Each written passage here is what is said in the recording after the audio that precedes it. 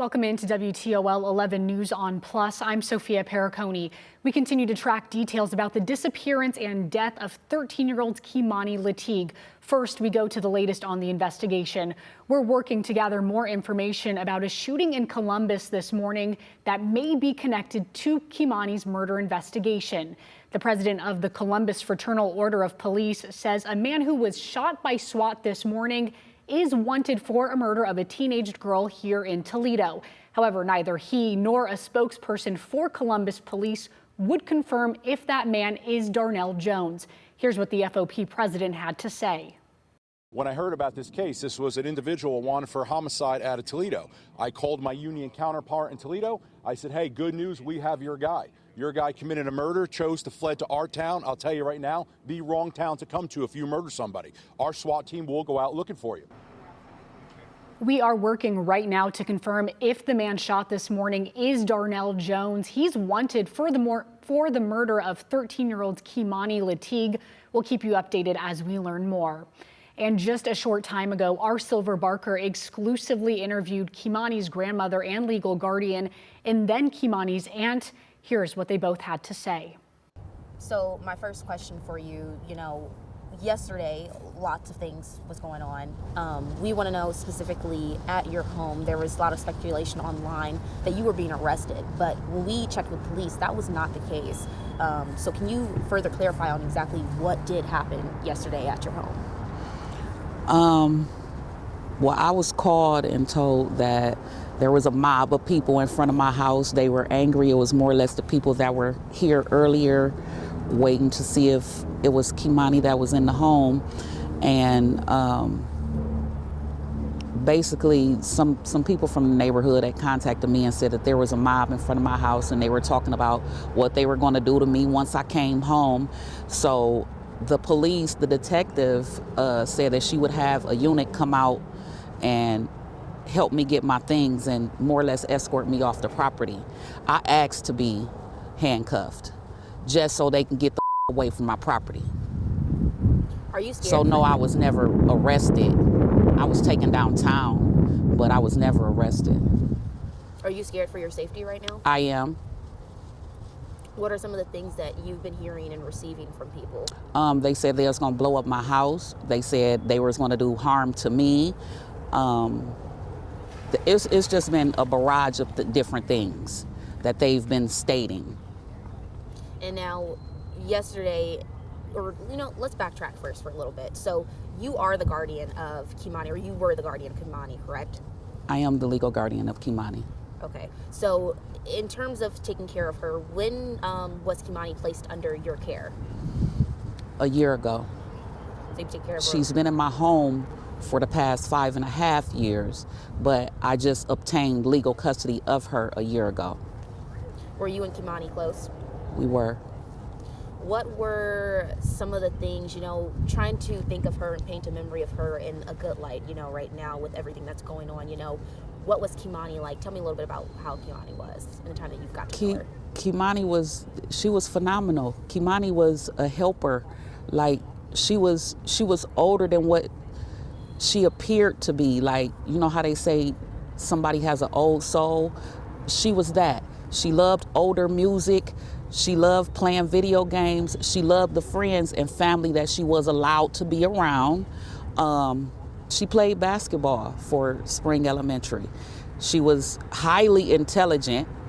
So I'd like to clear up the mental issue statements. No, she was not mentally ill in any way.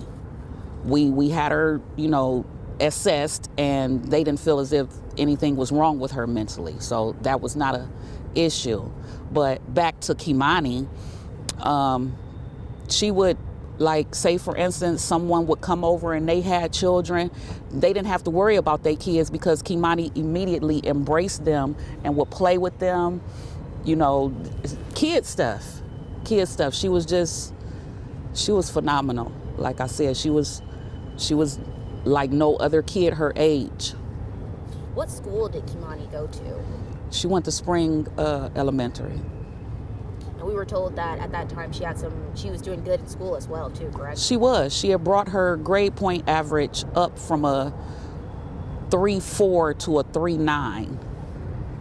And,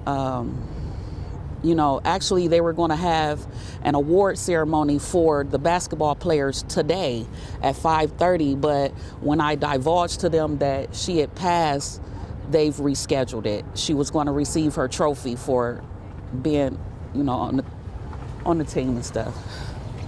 And she has a birthday that's coming up. Correct? Her birthday is Friday. And she would have been turning 14. She would have been 14. Did you have any plans for her birthday? We were going to have her a large birthday party because it would have been her first birthday where, once again, all of my children were together and could participate in the party. Her mom was supposed to come and everything. So I asked her early on, what type of party do you want? She said she wanted a basketball themed party. So that's what I bought, things that revolved around her playing basketball. I'm still receiving stuff in the mail for that.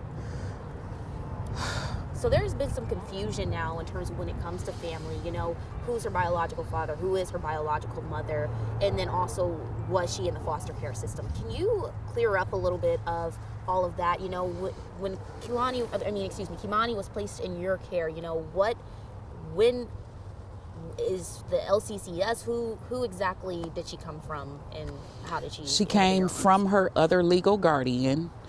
I choose not to state her name, but she came from her other legal guardian because the other legal guardian and I were best friends. The other legal guardian is my daughter, Kei'Mani's mom, godmother.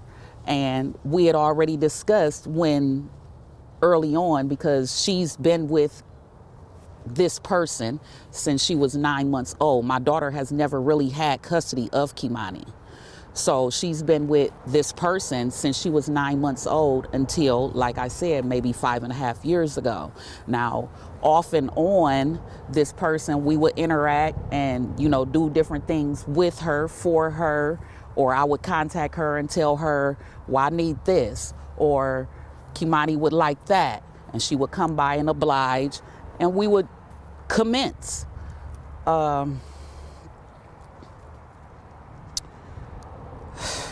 It's just too much. Earlier you mentioned, when you were talking about what Kei'Mani was like, you had mentioned that when family members did come over, who were allowed around her. Can you expand on that? Is there family members that weren't allowed around her? No, it's just not very many that came around. And those that did, she acted, as far as I'm concerned, she acted accordingly. She embraced all children, bad or good. Okay, next question. So now we do know that Darnell, people are looking for Darnell Jones right now. The police are looking for Darnell Jones, and there's an arrest warrant out for him. Do you have any idea of his whereabouts? Oh, well, to my knowledge, he was just arrested in Columbus. He just recently had a shootout with the police in Columbus. They're saying that he confessed to her murder, and no, I take that back. They're saying that he confessed to her rape and slitting her throat. How does it feel to learn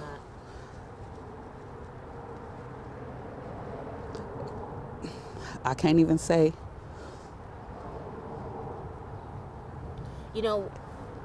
As the police report mentions, Kei'Mani was last seen with Darnell. Do you have any regrets of letting Kei'Mani go with, as you're her guardian, do you have any regrets of letting Kei'Mani go with Darnell?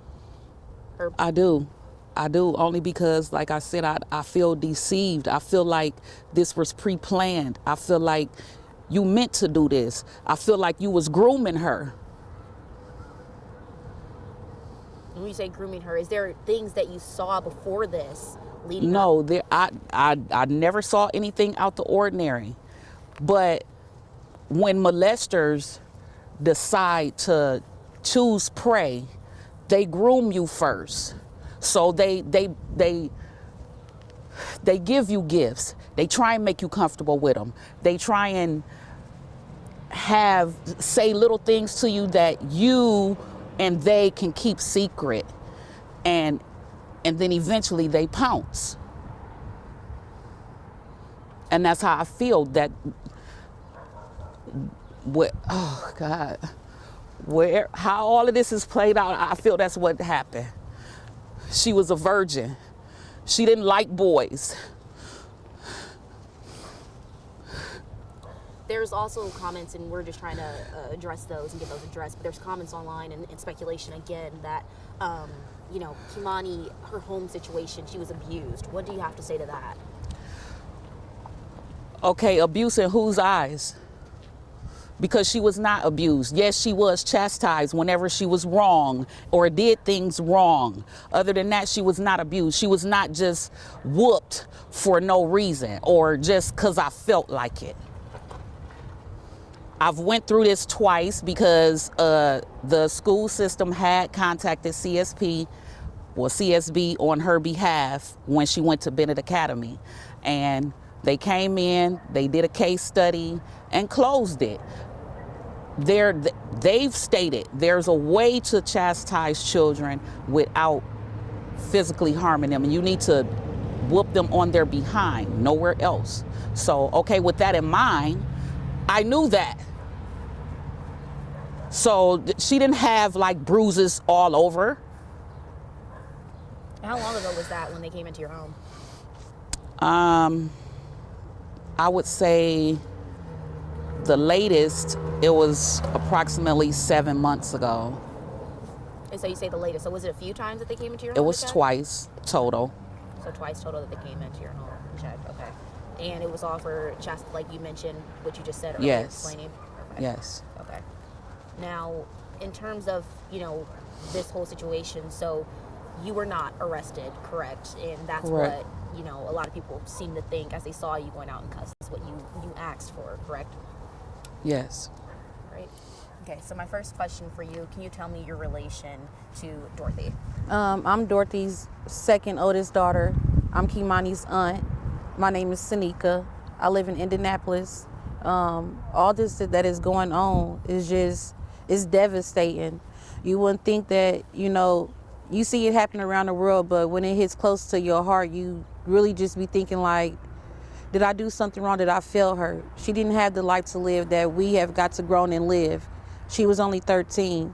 So to know that somebody that I trusted, which was her father, to come through and deceive us just to get to Kei'Mani in some sexual way or a harmful way, that hurts me to the fullest. At the point I feel like I failed her.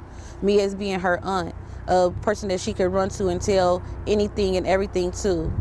That was my girl, that was my baby.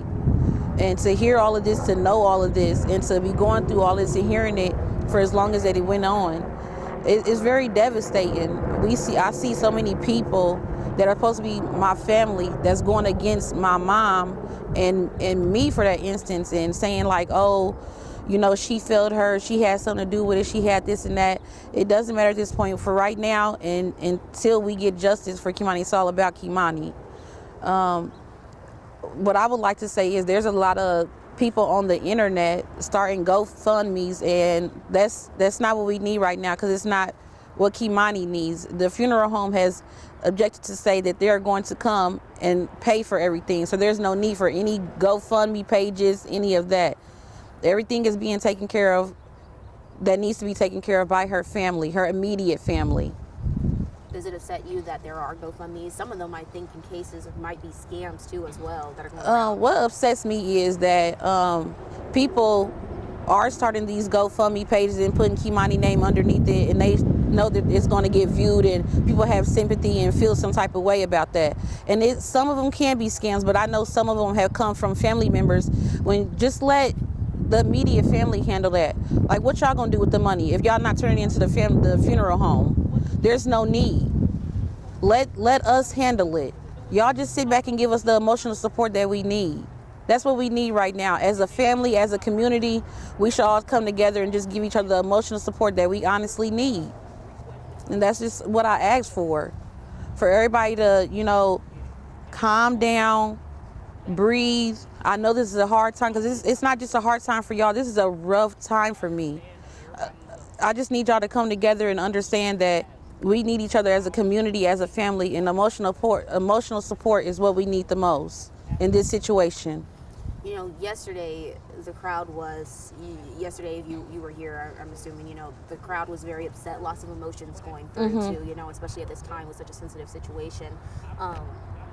You know, we've heard multiple comments out in the crowd, you know, attacking or pointing fingers at your mom. So, you know, what has it been like trying to be her support system and helping her out?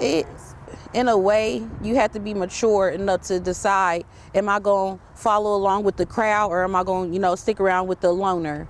I'm to the point where I'm not following nobody. I'm going with what's right. If it was your mother, if it was your niece, would you console your mother? Would you console your, you know, the person that was closest to her who lived with her? I'm not out to have a torch in the pitchforks and all out to go against anybody except the person who did this, which I believe was her father, Darnell. I don't have any other anger pushed towards anybody else. I'm angry that this happened, but I'm angry at the person who did this. Do you know if, have you been in contact with Tiara, the mother? Yeah, I've been in contact with my sister. It's been briefly. It's been over through text. Like I said, I live in Indianapolis. I seen her yesterday, but that was very brief. It wasn't even more than 5 minutes. It was more or less that she wanted to show me my other niece, Kazaria, which is Kei'Mani's youngest sister. But it wasn't like it was oh, sis, what are we gonna do, any of that. And I don't wish this on nobody. I really don't. I could, you know, your mind go different places when it's a baby. That was a baby. Like I said, I have a very close relationship with Kei'Mani. She was a tomboy. She wasn't out looking for, you know, trying to be fast or, you know, mischievous or any of that. So for her mother to come down and have all this to say and all that, Tiara, where was you for the past 4 years? We haven't seen you since Kei'Mani TikTok party. You haven't called her. You haven't sent her anything. You haven't said, oh, baby, I'm going to come get you for a weekend. We haven't seen you until this happened. Why we got to see you when it's a tragic moment? So, Tiara, where do you stand? And Tiara lives in Cleveland, correct? Yes. And so the past 4 years, you're saying there's very little communication. Very, very minimum. It wasn't even, she'll call my mom. She'll go through me and say, have you talked to mommy? And I'm like, no, about what? And she'll say, oh, well, she got custody of Kei'Mani and she trying to get child support from me. So it wasn't that Tiara was concerned about Kei'Mani. It was more of the why she want child support from me. What is the relationship between your mother and your sister, Tiara? It's very distant. They had their words. They fought. Kei'Mani mother has a godmother that Kei'Mani was with before my mom got her. And there was no communication then from Tiara. I feel like Tiara just let her go. Because any mother would be on her toes to get her children back. That wasn't the case here. It just wasn't. When was Kei'Mani taken away from Tiara? I'll say about 7-8 months. And then Tiara godmother stepped in and got custody of Kei'Mani, which would have been around 9 months. Yeah,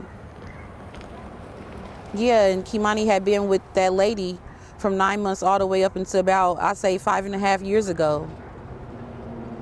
So it wasn't like Tiara was actually in the picture, you know, saying, hey, maybe I can start getting myself together to get my child back so nobody else can get her. You ever worried for Kei'Mani's safety with any of the family members or anyone? I wouldn't say I was worried because I was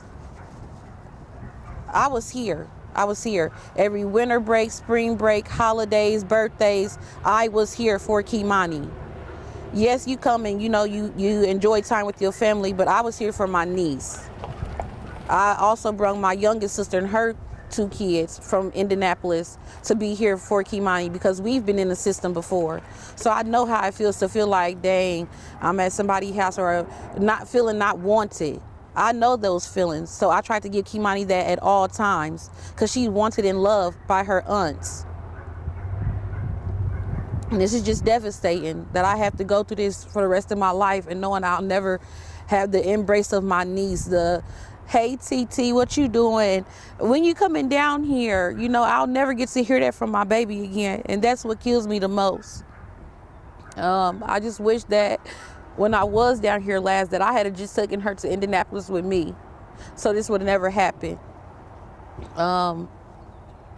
A lot of things, you know, woulda, coulda, shoulda, but at the end of the day, I just really wish that whatever happened and whoever did this, y'all didn't have to do that to her. There's plenty of people out here with, you know, grown people that put themselves out there to be, you know, the sex workers or whatever it may be. You didn't have to do this to a child. There was nothing that Kei'Mani would have done to make you hurt her. So she was a very timid kid, you know, tomboyish, you know, reserved. She wasn't, you know, loud and you know, out there. So it's just devastating that that me and my family have to go through this. Is there anything else that you would like to add at this time in the interview? Anything else that I didn't ask, maybe? I just want people to understand that family is family, and at the end of the day, don't be so eager to go against your family. Talk to your family and talk to the children. These children may be scared to talk to the parents about things that's going on or what may be going on because they feel like they may get in trouble, but make it known that to your kids that you can talk to me. Make it very open. You can talk to me about any and everything, because that's what these kids need to hear nowadays, instead of going on social media and talking to somebody over social media about it, like he did this or she may done that. Talk to your family, because they can handle, they're the adults that's supposed to handle it. So yeah, and it's forever Kei'Mani.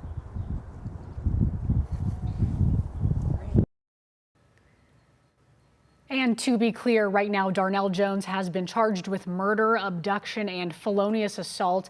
There have been no criminal charges filed regarding any sexual crimes at this point. We also just got information about Kei'Mani's cause of death. The Lucas County coroner says she died from multiple incised wounds of the neck. She was pronounced dead shortly after noon yesterday. We'll have much more on this breaking story throughout the day. Until then, thanks for joining us on WTOL 11+.